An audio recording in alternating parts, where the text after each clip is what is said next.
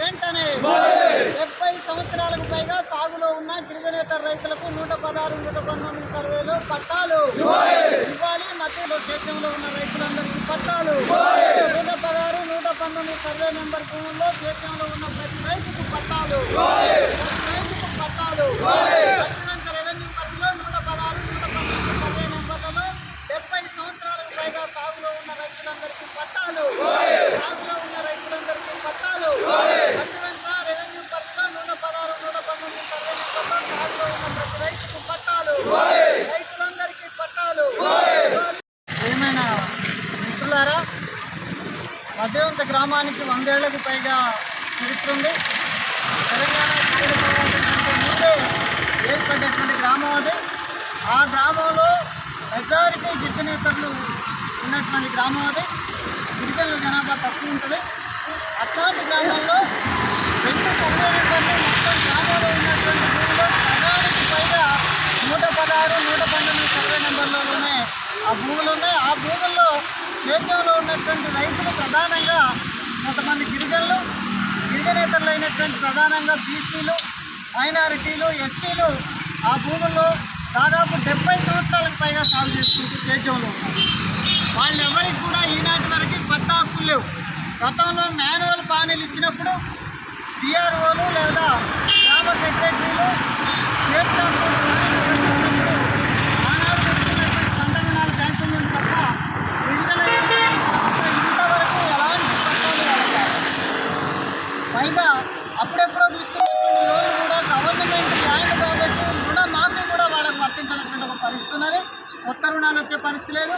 ఇవాళ ప్రభుత్వాలు ప్రవేశపెడుతున్నటువంటి రైతు బంధు కానీ, రైతు భరోసా కానీ ఇట్లాంటివి ఏవి కూడా పట్టాలు లేనందున అట్లాంటి రైతులకు అందేటటువంటి పరిస్థితి లేదు.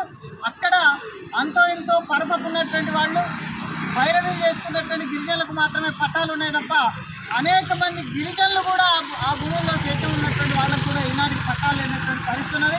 నిన్నగాక మొన్న పెట్టినటువంటి రెవెన్యూ సదస్సుల్లో కూడా ఇది ప్రభుత్వ భూమి కాబట్టి ఈ అప్లికేషన్లు కూడా తీసుకోమని చెప్పి తిరస్కరిస్తున్నటువంటి ఒక దౌర్భాగ్య పరిస్థితి. వాస్తవంగా 170 తర్వాతనో లేకపోతే గిరిజన చట్టాలను అతిక్రమించో పట్టాలు ఇవ్వమని చెప్పి ఆ గ్రామ ప్రజలు అడగట్లేదు. గిరిజన చట్టాలకు లోబడి 170 కంటే ముందే తాతల కాలం నుండి జీవనాధారంగా ఆ భూమిని సేద్యం చేస్తున్నారు. ఈరోజు ఆ భూమిలో ఎందుకున్న గిరిజనేతలంటే గిరిజనేతరులకు ఇతర పట్టా భూములు కూడా లేవు కాబట్టి వాళ్ళని తొలగించకుండా ఆ భూమిలో ఉంచుతాను. కానీ వాళ్ళకి ఎలాంటి పట్టాలు ప్రభుత్వం ఇవ్వట్లేదు. ఇప్పటికైనా ఈ ధర్నా ఉద్దేశం ఖచ్చితంగా కలెక్టర్ గారు జోక్యం చేసుకోవాలి. ఆ ఊరు ఎప్పుడు పుట్టింది, ఆ ఊరు రైతులు ఎప్పటి నుంచి సేద్యం చేస్తారు. గిరిజన చట్టాల కంటే ముందు నుంచి సేద్యంలో ఉన్నటువంటి రైతులకు గిరిజనేతరులకు కూడా 116, 119 సర్వే నెంబర్లో ఖచ్చితంగా పట్టాలు ఇవ్వాలని చెప్పి అర్హులైన గిరిజనులకు కూడా పట్టాలు ఇవ్వాలని చెప్పి మేము డిమాండ్ చేస్తున్నాం. ఎంఆర్ఓ గారిని అడిగితే పైన కలెక్టర్ గారు జోక్యం చేసుకుంటే వాళ్ళు ఏమైనా కనుక్కుంటే ఈరోజు మేము ఇచ్చే అధికారం లేదు, మరి మీరు ఇంతకాలం ఎందుకు చేసుకోలేదు అని చెప్పారు. 74, 70 నుంచి కూడా ఆనాడు భూమిశిస్తూ ఉన్నటువంటి రోజుల్లో ఎన్టీ రామారావు వచ్చిన తర్వాత భూమిశిస్తు రద్దయింది. అప్పటి వరకు రకం కట్టినటువంటి పుస్తకాలు, రకం కట్టినటువంటి రసీదులు కూడా ఈనాడు రైతుల దగ్గర ఉన్నాయి. అవన్నీ కూడా మరి అక్కడ ఉన్నటువంటి అడంగల్లో ఈ భూముల రికార్డు అంతా కూడా ఉంది. వాటి కలెక్టర్ గారు జోక్యం చేసుకొని ఖచ్చితంగా మధ్యవంత రైతులకు న్యాయం చేయాలని చెప్పి వాళ్ళందరికీ కూడా ఎవరైతే సేద్యంలో ఉన్నారో గిరిజనేతరులు సర్వే చేసి వాళ్ళందరికీ పట్టాలు ఇవ్వాలని చెప్పి డిమాండ్ చేస్తున్నాం.